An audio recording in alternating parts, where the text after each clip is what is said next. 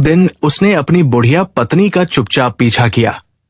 जब उसकी पत्नी बुढ़िया की खाल उतारकर नदी में स्नान करने गई तो ननकू ने खाल उठा ली और उसे जला दिया।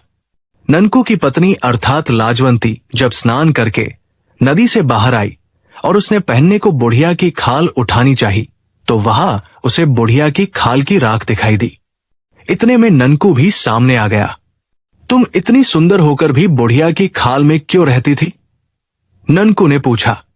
लंगड़े प्रेत के डर से, लाजवंती ने कहा और फिर ननकू को अपना पूरा वृत्तांत कह सुनाया। अब तुम्हें लंगड़े प्रेत से डरने की आवश्यकता नहीं है, मैं प्रेत भगाना जानता हूं। अब लंगड़ा प्रेत तुम्हें कभी परेशान नहीं करेगा। ननकू ने लाजवंती को आश्वस्त कराया। इसके बाद लाजवंती और ननकू गांव लौट आए। गांव लौटकर ननकू ने लाजवंती के बारे में पूरे गांव वालों को बताया। गांव वाले ये जानकर खुश हो गए कि लाजवंती कोई चुड़ैल नहीं है, वो तो एक सुंदर युवती है। लाजवंती और ननकू सुखपूर्वक जीवन व्यतीत करने लगे। एक दिन गांव में एक चूड़ी बेचने वाला आया। गांव की सभी स्त्रियां उससे चूड़ी खरीदने पहुंची। लाजवंती भी गई। चूड़ी वाले ने सभी स्त्रियों से चूड़ी के पैसे लिए, परंतु लाजवंती से पैसे नहीं लिए। इस पर लाजवंती को संदेह हुआ। उसने चूड़ी वाले से कहा, चूड़ी वाले सुनो जरा, पैसे क्यों न लिए भला? चूड़ियां दी तो मूल्य तो लो। बात छिपाकर शांत न रहो।